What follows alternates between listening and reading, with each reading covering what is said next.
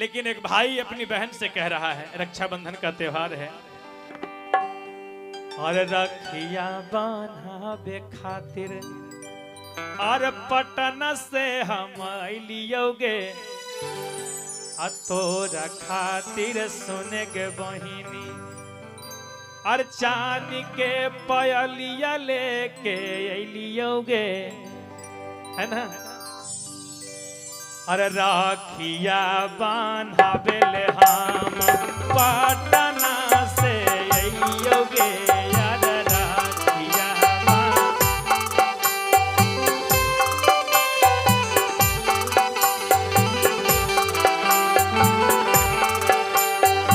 भाई कहता है कि बहन, ए बहन,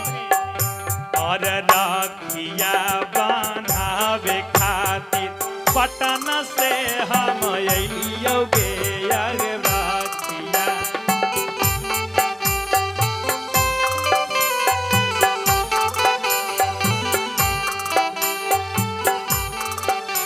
और हम ऐसे नहीं आए हैं बहन, राखी जब तुम मुझे बांधोगी ना, तो राखी बंधाई में मैं नेग लेके आया हूं क्या।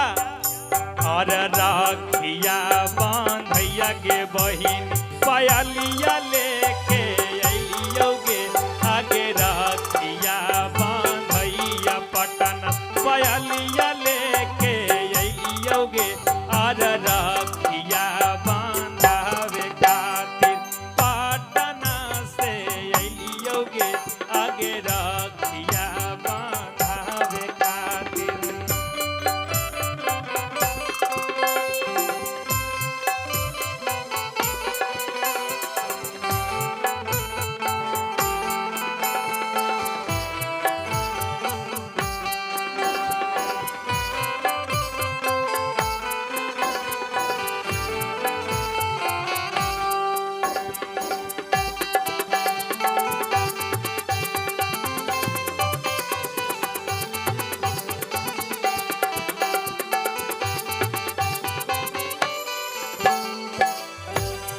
बहिन कि रखिया बन्हावे खातिर हम पटना से लियोगे, आ इतने ना ए बहिन तो नहीं रूठी है, तनिको नहीं सोची है,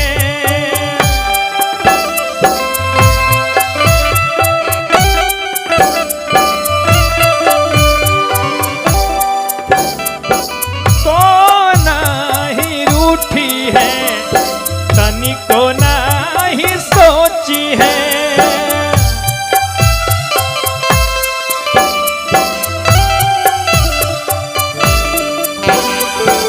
मनवा में कौनो बात के चिंता नहीं करी है।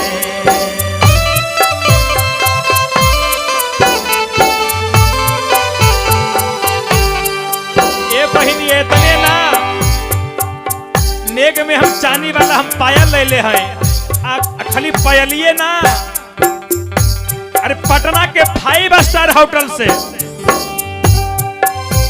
और डब्बा में बंद कई के मिठाइयों लेके लियोगे,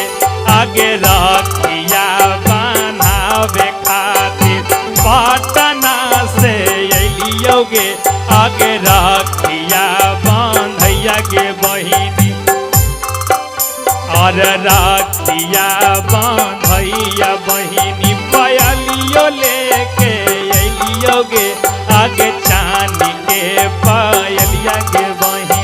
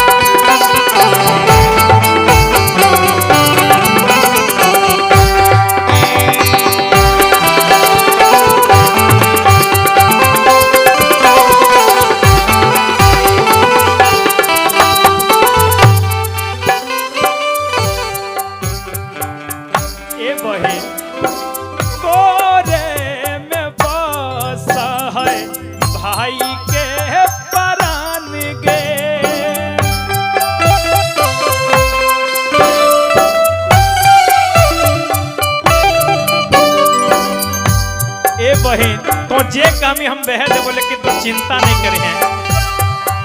तोरे में बसा है भैया के परान गे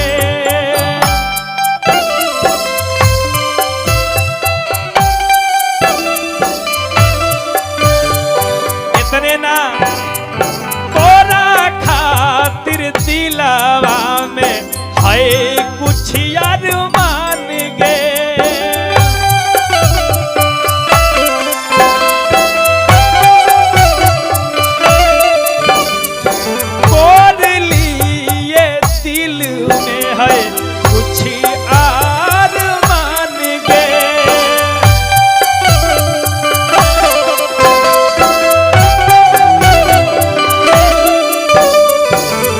बहन तो चिंता काहे कर रहे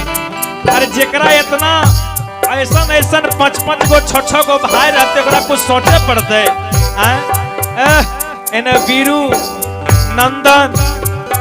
इन्हें मुना इन्हें बबलू इन्हें चंदन आनंद चंदू राजेश बाप रे बाप इन्हें इतना भैया लोग बा जेकरा इतना भाई बा ओकरा चिंता करे के पड़ी ना बहन ए बहन बालक बेदर्दी गवैया एकदम बाप रे बाप तोरा खातिर हम सब यूट्यूब के रुपया तोरा दे दे बहन बालक बेदर्दी गवैया रुपया लेके अइलोगे आगे तोरा भैया सुने के बहिनी पटना से अइलोगे